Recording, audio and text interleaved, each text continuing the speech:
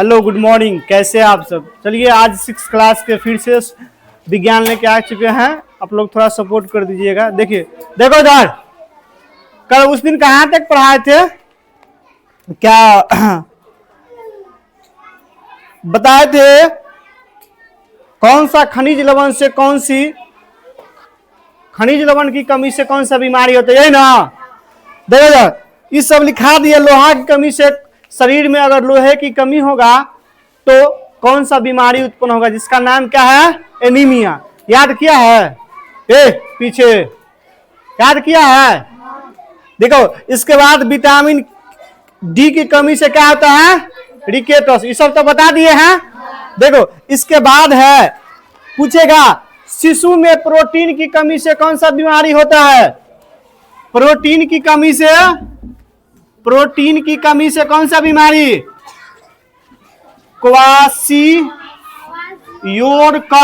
Kwashiorkor कौन सा बीमारी है। शिशु मतलब बच्चे में अगर प्रोटीन की कमी होगा तो कौन सा बीमारी, क्वाशियोरकर। कौन सा, इसके बाद देखो, इस रोग से शरीर की त्वचा सूक्ष्म हो जाती है और पेट असाधारण रूप से फूल जाता है। ऐसा बीमारी होगा ये वाला क्वाशियोरकर, तो बच्चा का चमड़ा होता है ना, पूरी तरह से मुलायम, बिल्कुल दूसरे टाइप का हो जाएगा। समझ में आ गया। और उस कंडीशन में उसका पेट क्या लगेगा, फुला हुआ। क्या लगेगा, पेट फुला हुआ लगेगा। इसके बाद देखो इधर, और बाल की चमक घट जाती है। बाल का चमक, बाल में जो चमक होगा वो क्या होगा, घट जाएगा। और क्या है, बाल भूरे हो जाते हैं। प्रोटीन तथा कार्बोहाइड्रेट दोनों की कमी से पूछेगा बच्चे में, किसमें, बच्चे में, शिशु जो है बच्चे में कार्बोहाइड्रेट, क्या, कार्बोहाइड्रेट और प्लस प्रोटीन, ये दोनों की कमी होगा। मोहन करो सर, पूछेगा कि बच्चे में कार्बोहाइड्रेट और प्रोटीन दोनों की कमी से कौन सा रोग होगा, जिस रोग का क्या नाम है, रोग का नाम है, होने से शिशुओं में होने वाला रोग का नाम है मेरे समस, क्या है, मेरे समस, क्या नाम है, मेरे समस। क्या रोग है, रोग का नाम क्या है, मेरे समस। मोहन करो सर। देखो सर, बच्चे में यानी कि शिशुओं में प्रोटीन और कार्बोहाइड्रेट की कमी से कौन सा रोग होता है, मेरे मस। क्या नाम है, मेरे मस, ये रोग का नाम। इस रोग में क्या होता है, देखो ऐसे स्थिति में शरीर संचित वसा और शरीर की वृद्धि करने वाले प्रोटीन का उपयोग आवश्यक ऊर्जा उत्पन्न के लिए होने लगता है और बच्चे का शरीर दुर्बल हो जाता है और उनकी शारीरिक वृद्धि प्रभावित हो जाती है। देखो प्रोटीन और कार्बोहाइड्रेट कमी होगा तो क्या होगा, बच्चे का जो शरीर विकास करेगा, वृद्धि करेगा, वो रुक जाएगा। समझ में आ गया। जैसे कोई बच्चा छोटा सा है, वो बढ़ के बड़ा होना चाहिए ना, समय के साथ बढ़ना चाहिए ना, तो बढ़वे नहीं करेगा। जैसे छोटे है तो छोटके रहेगा, ज्यादा बहुत दिनों के बाद बढ़ रहा है उसको, क्योंकि शुरू से प्रोटीन और कार्बोहाइड्रेट की कमी है। उसी बीमारी का नाम है मेरे मस। क्या नाम है, समझ में आ गया।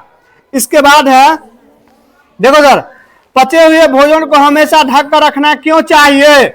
ऐसे भोज्य पदार्थ जिसे बगैर पकाए हुए खा जाता है को भी हमेशा ढक कर रखना चाहिए, क्योंकि ऐसा क्यों।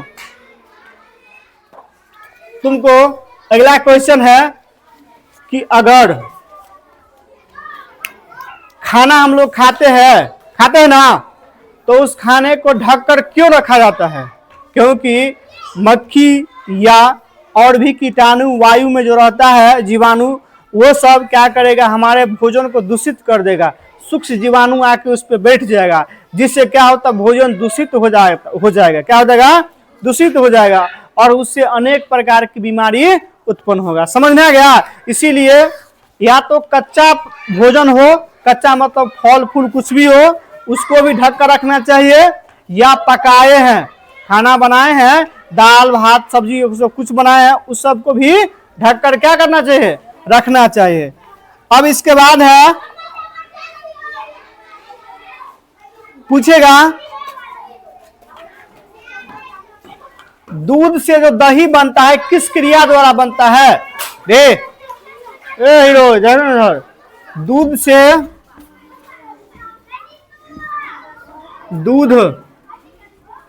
दूध से क्या बनेगा? दही। तो किस क्रिया द्वारा बनेगा? किण्वन क्रिया द्वारा। क्या द्वारा? किण्वन क्रिया द्वारा। कौन सा क्रिया द्वारा?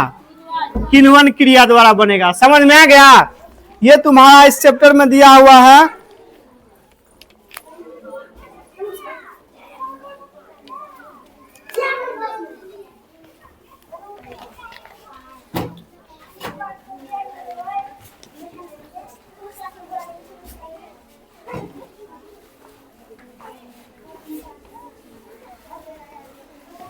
देखो ये दो चैप्टर है ना, तुम्हारा ये कंप्लीट हो चुका है। रे मूव ऑन करो। रे पूछेगा प्रोटीन की कमी से कौन सा बीमारी? क्वाशियोरकर। इसके बाद कार्बोहाइड्रेट और प्रोटीन की कमी से बच्चे में कौन सा बीमारी? मेरेमस। क्या होता है? मेरेमस बीमारी क्या है? उसमें क्या होता है? बच्चे का शारीरिक वृद्धि जो होता है रुक जाता है, बढ़ता नहीं है। समझ में आ गया? इसके बाद दूध से जो दही बनता है उस कौन सा क्रिया द्वारा? किण्वन द्वारा। दूध से दही बने या क्या बोलते हैं मतलब मक्खन बने, आए समझ में? जितना सारा प्रक्रिया है वो सब किससे बनता है? किण्वन क्रिया द्वारा। किस क्रिया द्वारा? इसके बाद देखो इधर, ये तुम्हारा 2 चैप्टर कंप्लीट हो चुका है। इसमें कुछ कुछ एक नंबरी क्वेश्चन सब देख लेते हैं, हम पूछते हैं, जवाब देना।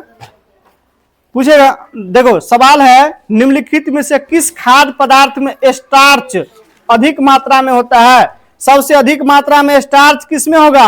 आलू में। किसमें? आलू में। इसके बाद है, कौन सा मुख्य रूप से शारीरिक वर्धन में भोजन है? किसमें? देखो मतलब शारीरिक वर्धन भोज्य है, मतलब शरीर के विकास करने में प्रोटीन सबसे बेसी किसमें? दाल में पाया जाता है। तो क्या करेगा? इसमें ऑप्शन दिया है दाल। पूछेगा विटामिन सी बहुत मात्रा में पाया जाता है किसमें? ऑप्शन है दूध में, नींबू में, पके आम में, कलेजी में। किसमें? नींबू में पाया जाता है सबसे बेसी। खट्टा में ज्यादा रहेगा क्या? क्या करो? खट्टा में क्या मिलेगा? Vitamin C. इसके बाद है, निम्नलिखित में से किस विटामिन की कमी से होने वाला रोग रिकेटस है? कौन सा? कल लिखा है विटामिन डी की कमी से रिकेटस। स्कर्वी पूछेगा किस विटामिन की कमी से? तो विटामिन सी। आज समझ में? बेरी पूछेगा तो कौन सा विटामिन की कमी से? Vitamin B1। आज समझ में? इसके बाद रतौंधी पूछेगा तो कौन सा विटामिन की कमी से? ए। ये सब तो लिखा चुके हैं, ये भी दिया हुआ है इसमें। देखो जरा, इसके बाद दिया हुआ एक नंबरी क्वेश्चन है, क्या है? ग्लूकोज से क्या प्राप्त होता है? ग्लूकोज से क्या प्राप्त होता है? ऊर्जा। ग्लूकोज जो पीता है को, उससे क्या प्राप्त होता है? वैसे भी हमारे शरीर में जो भोजन जो करते हैं, तो भोजन करने के बाद हमारा पचता जो है तो वो ग्लूकोज के रूप में परिवर्तन होता है। खाना खाते भात दाल सब्जी, तो खाने के बाद हमारे पेट में जो पचता है ना, तो पचने के बाद वो ग्लूकोज के रूप में चला जाता है। तो उससे ही क्या मिलता है हमको? ऊर्जा मिलता है। क्या मिलता है? इसके बाद तुमको है, अंडे का पीला भाग में क्या मिलता है? वसा की प्रोटीन। वसा मिलेगा ज्यादा मात्रा में। क्या मिलेगा? आज समझ में? इसके बाद रतौंधी किस विटामिन की कमी से होता है? ए। इसके बाद है, एक व्यक्ति पूरे दिन में जो भोजन खाता है उसे क्या कहते हैं? आहार कहते हैं। उस दिन बताए थे ना, आहार किसे कहते हैं? भर दिन में जो भी खाना खाएगा उसी को क्या कहते हैं? असंतुलित आहार। याद है? किसी को नहीं याद है। संतुलित आहार किसे कहते हैं?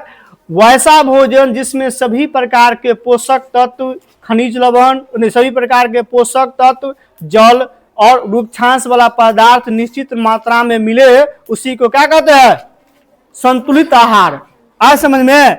अब है मिलान चिन्ह दिया हुआ है, कार्बोहाइड्रेट। कार्बोहाइड्रेट से क्या मिलता है? ऊर्जा। क्या मिलता है? इसके बाद वसा से क्या मिलता है? वसा से क्या मिलता है?